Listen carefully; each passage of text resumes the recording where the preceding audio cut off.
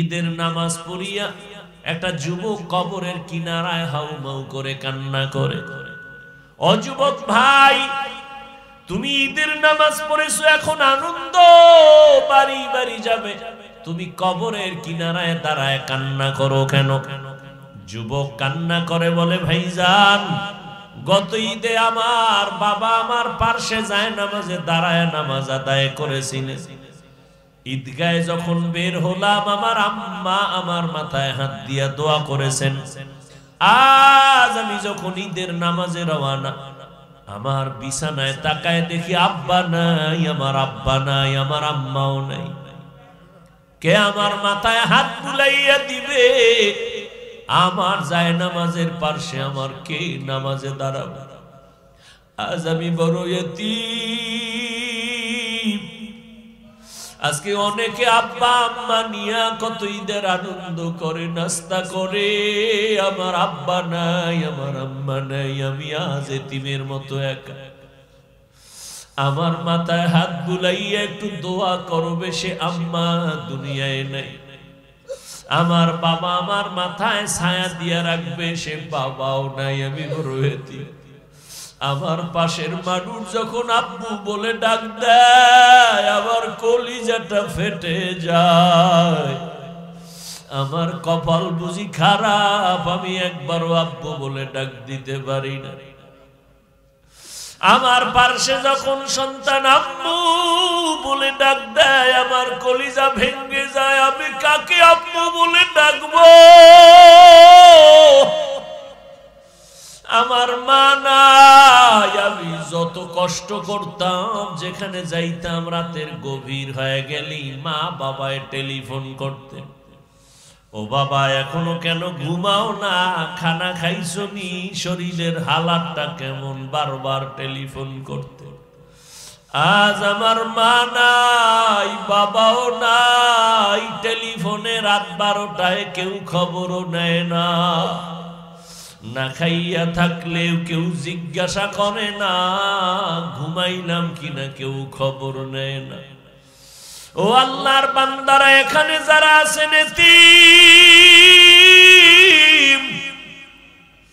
মা নাই, বাবা নাই, বড় আশা হয় ওই কবরে রূহগুলো অপেক্ষায় আছে সন্তান। আজকে তুই কোন ঘরে ঘুমাইতেছ? ওই ঘরের মালিক তো একদিন আমরা ছিলাম। আজকে তোরে বড় বানাইতে গিয়া আমি মা কত ঘুম নষ্ট করেছি।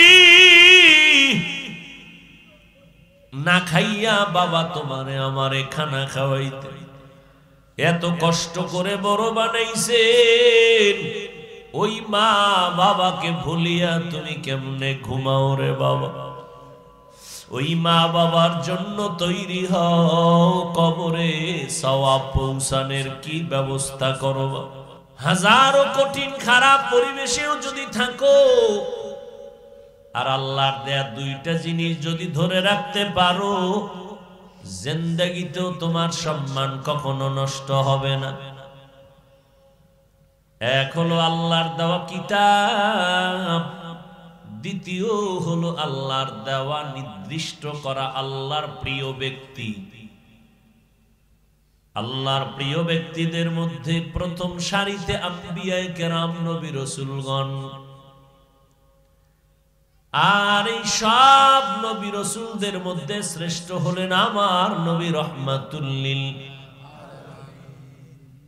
আর আল্লাহ যত কিতাব দান করেছেন, এর মধ্যে শ্রেষ্ঠ কিতাব হলো কোরআনুল কারীম। এই দুইটা ব্যবস্থাকে যারা গ্রহণ করেছে, চূড়ান্ত চরিত্রহীন লম্পট মক্কার মানুষ, এই দুই জিনিস গ্রহণ করা মাত্র তারা এত দামি হয়ে গেল।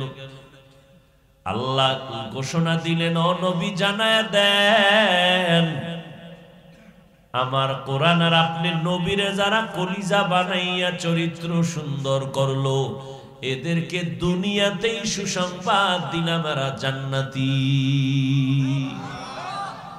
আতিনা ফি দারে দুনিয়া না হাসান আতিনা ফি দারে উকবা না হাসান ইয়া গিয়াসাল মুস্তাগীসিন ইহদিনা লফতিখারা বিল উলুমে ওয়াল গিনা হর গরি দে নেক তু তৈয়ার হ্যায় जो न मांगे उससे तू बेजार है।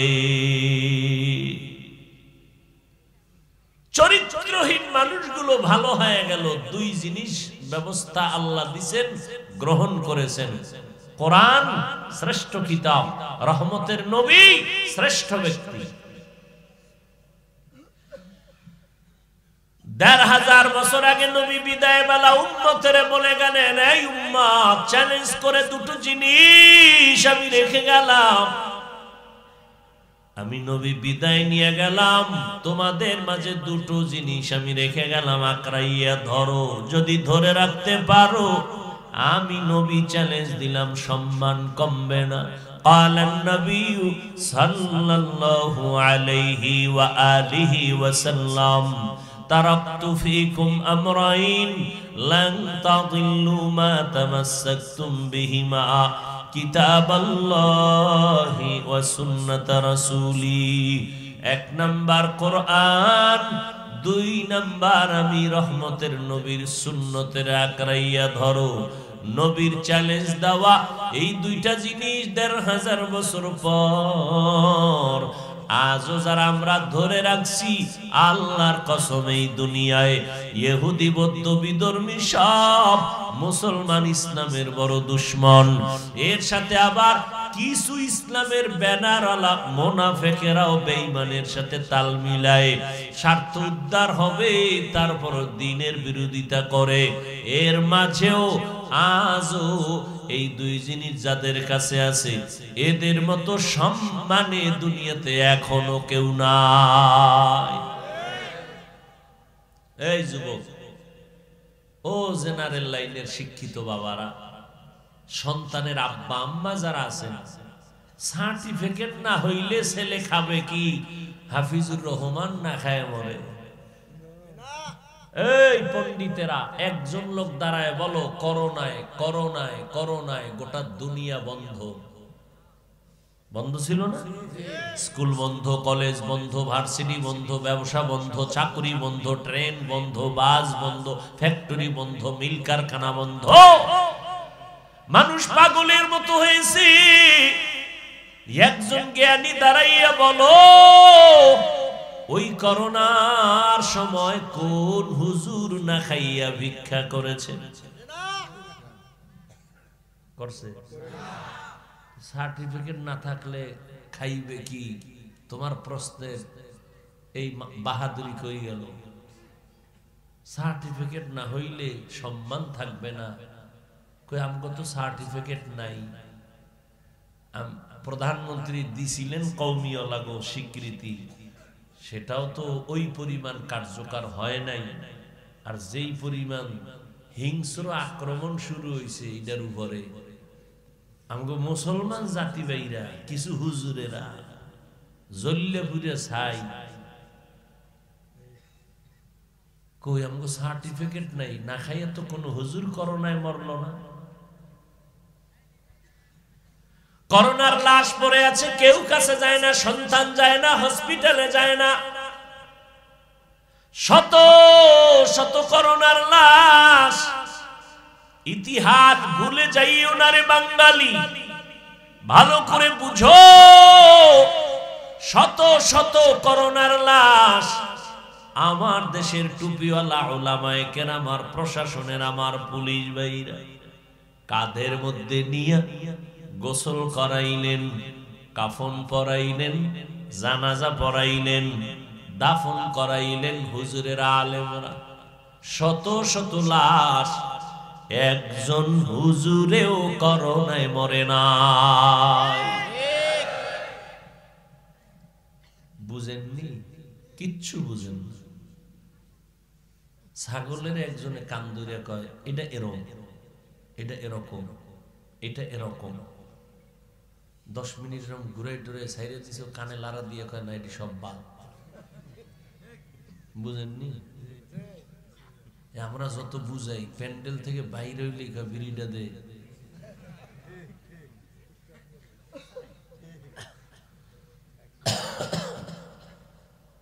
কিচ্ছু বুঝেন না।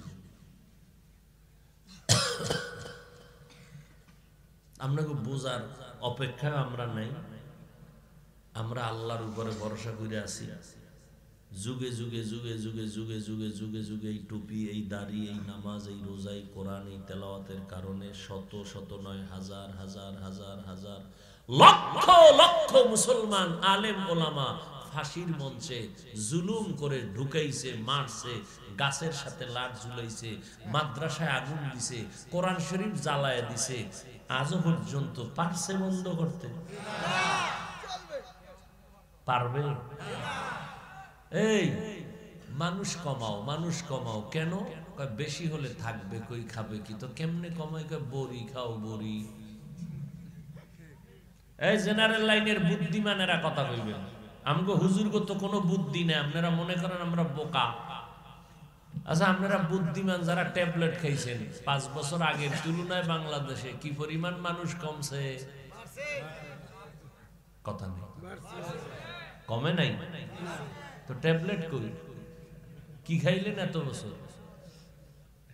ছেলে হোক মেয়ে হোক দুটোর বেশি নয়, না হলে একটা হলে ভালো হয়, না হলে আরো ভালো হয়। আর আমরা ওই রসুলের হাদিসটা শুনছি, দেখছি, ওই বাড়ির মাইয়া বিয়া করো যেই বাড়ির বংশে সন্তান বেশি। আমি মুহাম্মদ কিয়ামতে উম্মত বেশি নিয়ে জান্নাতে যাব গর্ব করে, খুশি মনে। নবী কয় উম্মত বাড়াও, আপনি কোন ট্যাবলেট খেয়ে কমাও? আমনে কোন না, আপনাকে এই বলাইতেছে পৃথিবীর নিকৃষ্ট বেঈমানের বাচ্চাগুলো এই জন্ম নিয়ন্ত্রণের সিস্টেম চালু করছে ওরা, কিন্তু একটা বেঈমানের ঘরেও সন্তান কম নেই। খবর নাই, কোনো খবর নাই।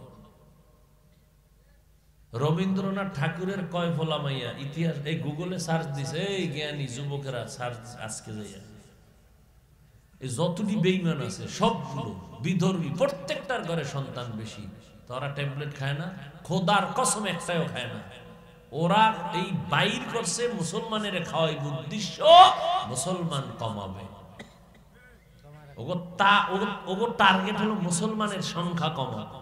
তো ওই যে শুরুতে বলছি, বান্দা চাইলে কিছুই হয় না, আল্লাহ চাইলে সব হয়। খারাপ লাগতেছে না? কি কলিজায় খুব ধাক্কা লাগতেছে? পাও ধরে মাপ চাইলে হবে? কেমনে বুঝাইতাম?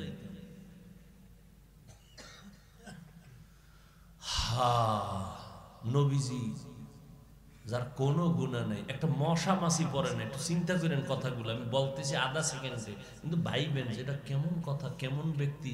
মশা মাছি পড়ে না যেই নবীর গায়ে, সেই নবীর গায়ে বৃষ্টির মতো পাথর মেরে রক্ত জড়াইল বেঈমান। তা আমগো উপরে আযাব গজব বিপদ আসবেন, এটা কেমনে বুঝেন? এগুলো জেনে শুনেই আল্লাহর পথে আছি আলহামদুলিল্লাহ। হাজারো বিপদে আমগো সম্মান কমছে? হ্যাঁ, এই যে এমপি সুমনের বাড়ি গেছি, কি কইছে হইনেন? ইউটিউবে খুলে আজকের বয়ান দেখেন কি বলছে সুমন সাহেব। মন্ত্রী মহোদয় দেখলে হুজুর দোয়া করেননি ঠিক মতো। আপনাকে দোয়া ছাড়া আমাকে উপায় নেই, আমরা মাসে মাসে একটু টাকা দিই না দোয়ার লাগে। হায় হায়, কি কথা বলতেছিলাম? এই কথা আনলাম কেন? শেষ।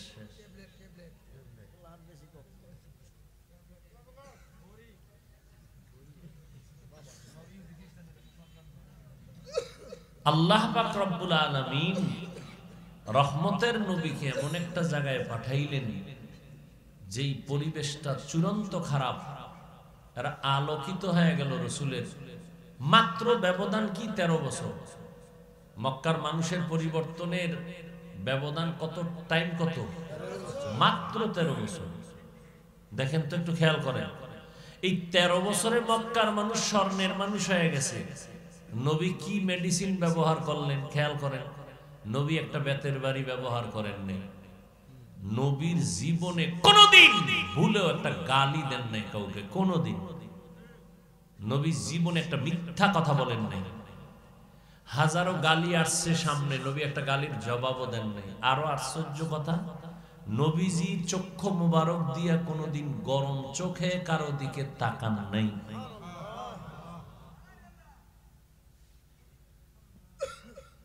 আমরা সেই নবীর উম্মত, আমগো আদর্শ কি? আমরা আছি কোথায়? তো আল্লাহ মানুষকে সম্মান দিয়া পাঠাইছেন। সম্মান ধরে রাখো দুই জিনিসের দ্বারা, কোরআন আর রাসূলের সুন্নাত। এই দুই জিনিস এখনো যাদের কাছে আছে তারা শান্তিতে। আমরা হুজুরেরা শান্তিতে, এটা না, খবরদার এই কথা মনে করবেন না। কয়েক মাস আগে গুলশান এক হাজী সাহেব, বিশাল পাগড়ি লাগানো, এত টাকার মালিক। এই খেয়াল করেন, আমি কিন্তু বাজে কথা বলি না, খুব খেয়াল করেন। প্রতি মাসে 110 কোটি টাকা, কত? প্রতি মাসে সরকারকে দেয় গ্যাস বিল। কি বিল? গ্যাস বিল দেয় সরকারকে 110 কোটি প্রতি মাসে। হাজী সাহেব প্রতি মাসে তার কর্মচারীর বেতন 95 কোটি প্রতি মাসে। কর্মচারী যারা কাজ করে এদের বেতন কত প্রতি মাসে? নাম কইলে অনেক ব্যবসায়ীরা চিনতেও পারেন। উনি জামাত ছাড়া নামাজ পড়ে না, জীবনে মাদ্রাসায় পড়েনি। কি বলবেন, আমরা হুজুর ছাড়া সব জাহান্নামী? হ্যাঁ, তাহলে যার কাছে রাসূলের সুন্নাত আছে এর কাছে সম্মান আছে।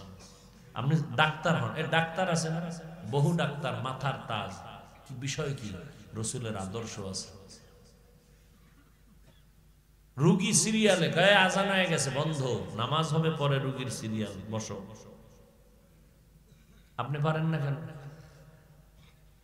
ও যুবক বাবারা, তোমার মতো যুবক জীবনেও মাদ্রাসায় পড়ে নাই, স্কুল কলেজে পড়ে, 5 ওয়াক্ত নামাজ পড়ে নাই। বাস আমাকে হুজুর টুজুর লাগবে না, তোমারে পিডাইতে তোমার জাতি বাইরেই যথেষ্ট। আল্লাহ ধরে রাখবে, এই বেঈমান, তোর পাশের যুবকটা স্কুলে পড়ে নামাজ পড়লো, তুই পড়লি না কেন? র্যাব, আর্মি, পুলিশ, বিডিআর চাকরিজীবীরা নামাজ পড়ে, তুমি পারলা না কেন? হুজুর বাদ দাও, কথায় কথায় হুজুর টানো কেন? হুজুর বাদ। তোমার লাইনে SP, DC, OC, barrister, professor, doctor, engineer, 5 ওয়াক্ত নামাজি, মাথায় অল টাইম পাগড়ি, যাও সুপ্রিম কোর্টে যাও।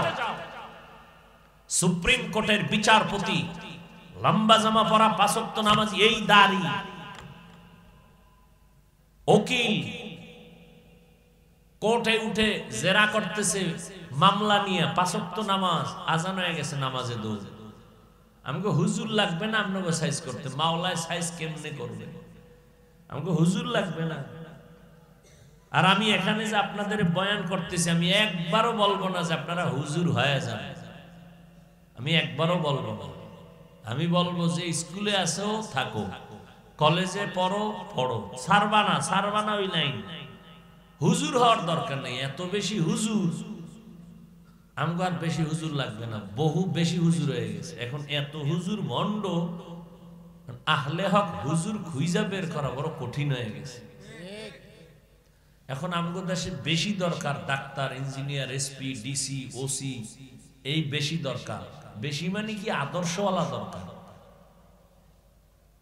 তাসলিমের মতো ডাক্তার এলো তো লাভ নেই, জায়গায় জায়গায় জুতার বাড়ি ছাড়া খাইবে।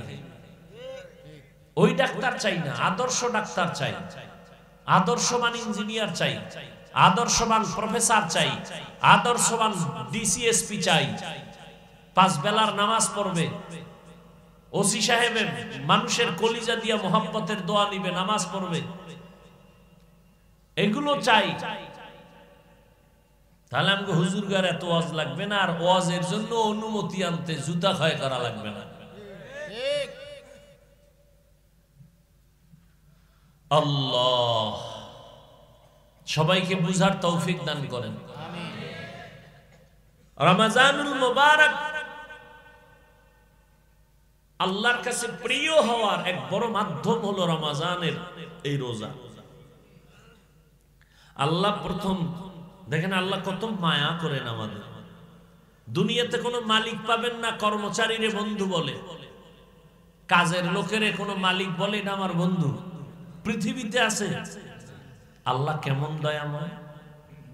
তিনি বলেন গোলাম যারা আমার, দুনিয়ার বান্দা যারা তোমরা আমার গোলাম, এর মধ্যে যারা মুমিন তোমরা আমার বন্ধু, আমি তোমাদের বন্ধু। ইয়া আইয়ুহাল্লাযীনা আমানু, হে আমার বন্ধুরা। আল্লাহ বন্ধু শব্দ বলে মোহাব্বত কমাইলেন না বাড়াইলেন? মোহাব্বত যখন বেড়ে গেছে তখন কঠিন একটা কাজের কথা বললেও বন্ধু মনে কষ্ট নিবে না। খুব খেয়াল করেন। বন্ধু বানাইয়া মোহাব্বত বাড়ায় দিলেন, এই বন্ধু তুমি আমার বন্ধু। মালিক যখন গোলামের বন্ধু বলবে, গোলাম খুশি না বেজার? কম খুশি না বেশি? আল্লাহ কয় মুমিন তুমি আমার বন্ধু। এবার মোহাব্বতের দাবিতে আল্লাহ যদি একটা কাম দেয় কঠিন, বন্ধুরে বন্ধু কঠিন কথা বললো এটারে দোষে নেয় না, বোঝাও মনে করে না। আল্লাহ বন্ধু বানাইয়া বললেন এটা করো, বাই ফোর্স অর্ডার, এটা বললেও হতো। যেমন সরকার বলে তোমরা আমার জনগণ, তোমরা আমার অধীনস্থ, আমি অর্ডার দিলাম বাই ফোর্স মাস্ক পরো, মাস্ক। যদি আমার অর্ডার না মানো লাঠি বাহিনী পিছনে দাঁড়ানো। আর আল্লাহ কেমন অর্ডার দিতেছেন? ডাইরেক্ট কয় না রোজা রাখো, বন্ধু কইয়া আগে মোহাব্বত বাড়াইছেন, এরপরে কয় বন্ধু একটা কাজ আমি তোমার জন্য নির্ধারণ করতে চাই, করবানি?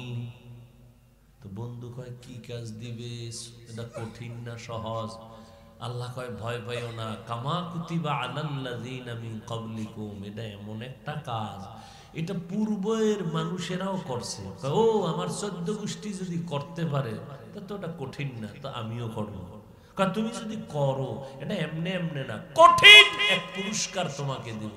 এর তো বড় পুরস্কার দুনিয়াতে আর নাই। কি সেটা? কয় তাকওয়ার মাকাম আমি দান করব। এটা কেমন পুরস্কার? কয় এটা পাইলে আল্লাহর সাথে তোমার সাথে মোলাকাত হবে, মাঝখানে কোনো পর্দা থাকবে না।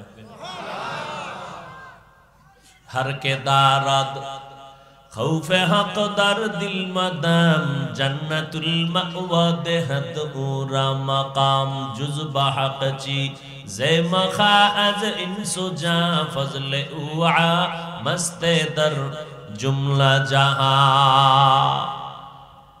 আল্লাহ বলেন তাকওয়ার মাকাম দিব তোমাকে। এটা এমন এক সর্বোচ্চ মাকাম যেটা অর্জন করলে মালিকের সাথে গোলামের মোলাকাতের মাঝখানে কোনো পর্দা থাকবে না। আর এটা অর্জন করার জন্যই তোমার মাধ্যম হলো রমজানের রোজা। রোজার মাধ্যমে তুমি তাকওয়া অর্জন করো। এরে পর্দার আড়ালের আম্মা জান, ও যুবক, ও বৃদ্ধ বাবাজি, কয়দিন আর দুনিয়ায় বাঁচবেন? গত রমজানে অনেকে ছিল, এই রমজানে অনেকে দুনিয়ায় নাই। রমজান আসছে, এই রমজানে তো বরকতের মাস, তাকওয়া অর্জনের মাস। ও বান্দা তুমি একটা নফল আমল 11 মাসে করবা, রমজানে করবা, তুমি এত দাম পাবা। একটা নফল অন্য মাসে করো, রমজানে করবা ফরজের সমান সওয়াব হয়ে যাবে। অন্য মাসে একটা ফরজ আমল করবা, রমজানে করলে 70টা ফরজের সওয়াব জমা হয়ে যাবে। আমার মায়ার নবী দুর্বল, অন্য নবীর উম্মতের হায়াত অনেক বেশি, তারা বেশি নেক আমল করেছেন। আমার হায়াত কম, আমার উম্মতের হায়াত কম, এত নেক কোথায় পাবে? আল্লাহ বলেন ও নবী জানেন না আমি আপনার কত বড় আশিক। সব নবী আমার বন্ধু, আপনিও আমার বন্ধু, তবে ভাবে ব্যবধান হলো। সব নবী রাসূল আমি আল্লাহর আশিক, আর আমি আল্লাহ নিজে হলাম আপনার আশিক। আপনার উম্মতের সুসংবাদ শুনায় দেন, যদিও হায়াত কম তবে বরকত আমি দিব অনেক বেশি। অন্য নবীর উম্মতেরা 1000 মাস লাগাতার 1000 মাস ইবাদত করে যা পাইতো,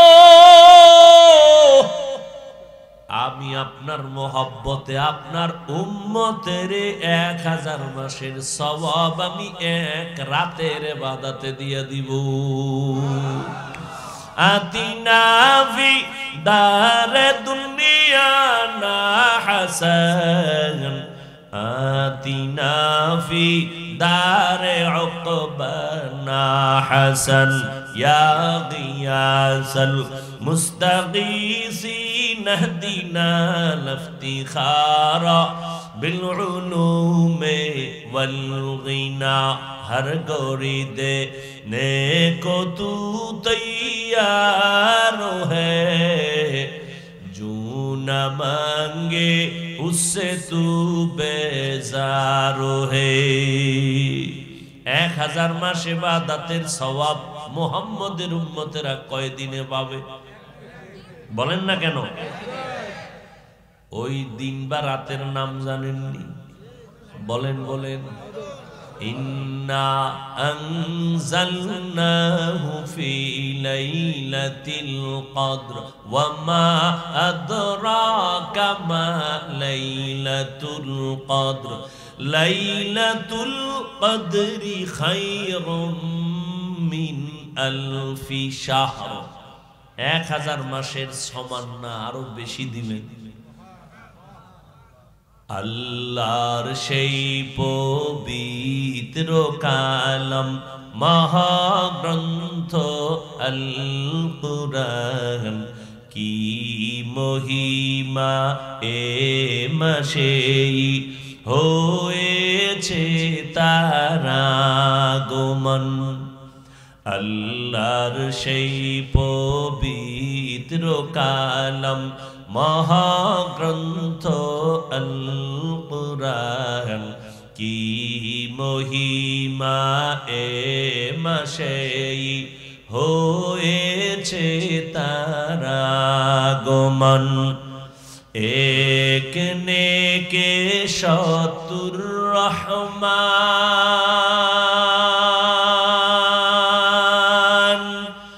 দিন নফল ফরজ সমান,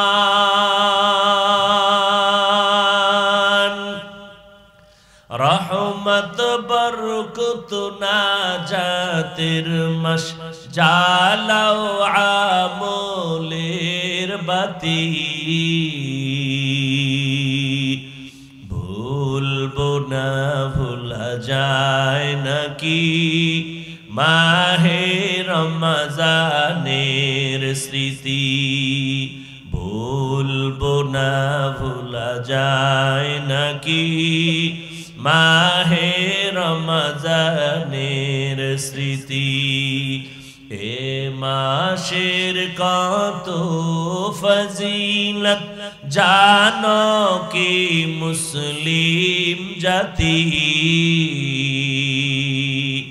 ভুলবো না ভুলা যায় নাকি মাহে রমজানের স্মৃতি, ভুলবো না ভুলা যায় নাকি মাহে রমজানের স্মৃতি।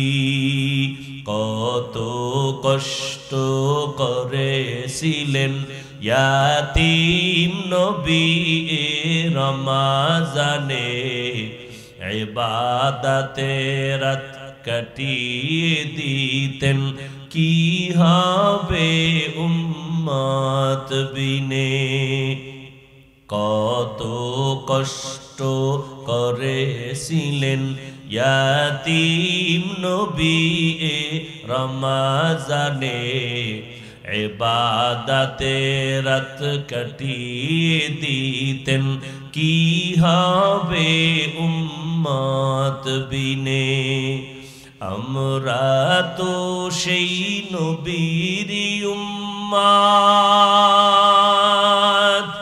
কেমনে দাও তার সিনাতে আঘাত। মরণের ভয় নাই কি তোমার, কি হবে যে শেষের গতি। ভুলবো না ভোলা যায় নাকি মাহে রমজানের স্মৃতি। ভুলবো না ভোলা যায় নাকি মাহে রমজানের স্মৃতি। এ মাসে কত ফজিলত জানো কি মুসলিম জাতি। ভুলবো না ভোলা যায় নাকি মাহে রমজানের স্মৃতি। ভুলবো না ভোলা যায় নাকি মাহে রমজানের স্মৃতি। এমন এক বরকতের মাস, ভালো করে বুঝো। এই মাসে জাহান্নামের দরজাগুলো বন্ধ, কবরের আযাব বন্ধ রে বাবা। এমন এক বরকতের মাস। ও আল্লাহর গোলাম, এই রমজানে একটা নফল ফরজের সমান দাম, একটা ফরজ 70 গুণ বেশি। আল্লাহ বলেন তাকওয়ার মাকাম অর্জন করতে যদি চাও, রমজানের রোজার মাধ্যমে তাকওয়া অর্জন করো। দিনের বেলা রোজা রাখবা, তাকওয়া মানে গুনাহ থেকে নিজেকে পবিত্র করো। রোজার মাধ্যমে গুনাহ থেকে নিজেরে বাঁচাও।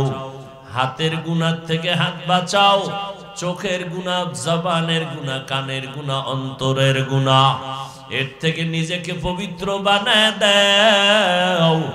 রাতের বেলা তারাবির নামাজ আদায় করো। কত রাকাত? 20 রাকাত। কম পড়বা না, একটা নফল ফরজের সমান এই সুযোগ আর পাওয়া কিনা জানা নাই। অতএব 20 রাকাত তো পড়বাই। আবার সুযোগ আল্লাহ দান করেছেন, 11 মাসে এই সুযোগ পাওয়া যায় না। 2 রাকাত কম পক্ষে হলো তাহাজ্জুদ পড়তেই হবে, কারণ 11 মাসে ওই তাহাজ্জুদের সময় ওঠার কোনো সুযোগ নাই। আর রমজানে সাহারি খাওয়ার পুরা টাইম হলো তাহাজ্জুদের টাইম। অতিও গভীর হয় রজনী যখন, নীরবে প্রভুর নাম জপিও তখন। প্রভুর করুণা যদি পাইবারে চাও, গভীর রাতে উঠে প্রভুর গুণগান গাও।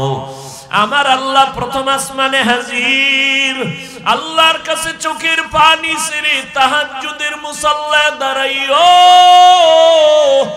11 মাসে এই সুযোগ চাইলেও পাওয়া যায় না রে বাবা। রমজান সাহারি খাওয়ার টাইম, পুরা তাহাজ্জুদের টাইম। আল্লাহর কাছে 2 রাকাত নামাজ পড়ে গোপনে একা একা আল্লাহর কাছে কাঁদবেন, ও দয়ার মালিক, মেহেরবানি করে আমারে তুমি মাফ করে দাও। এই জীবনে গুনাহ করে করে জীবনটারে নাপাক করেছি, ও আল্লাহ তুমি মাফ করে দাও। সন্তানগুলোরে তোমার বান্দা বানায় নাও।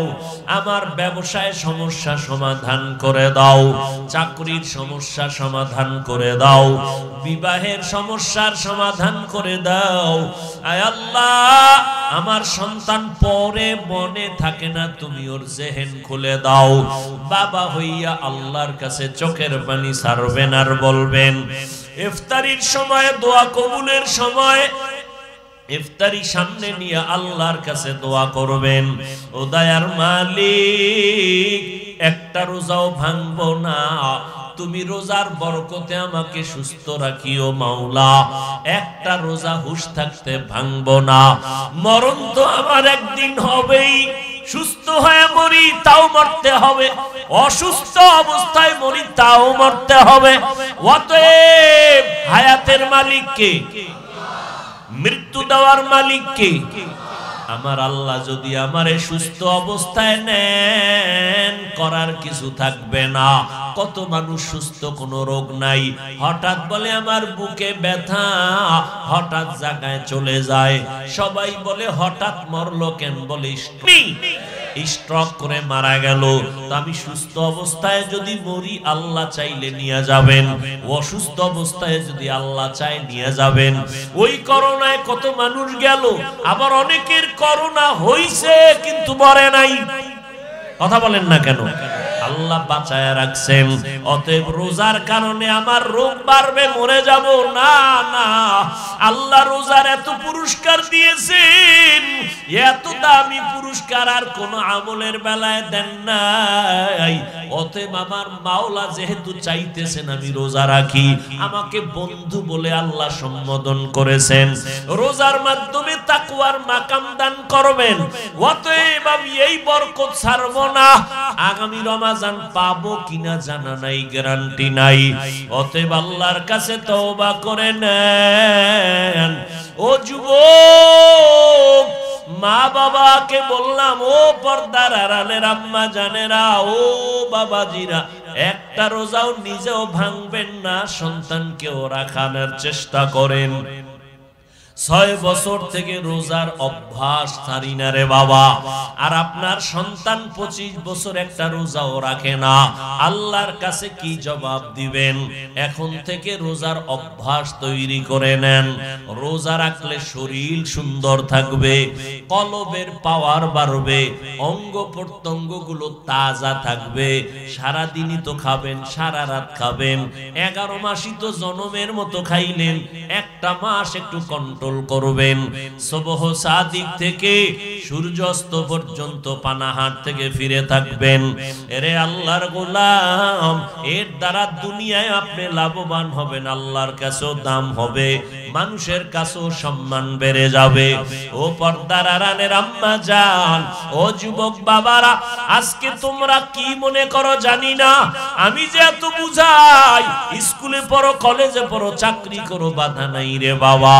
আমিও তোমার মতো এক যুবক সন্তান। আমি যদি আজকে প্যান্ট শার্ট টাই লাগায় দাড়ি কামায় চলতাম, কেউ বাধা দিত না।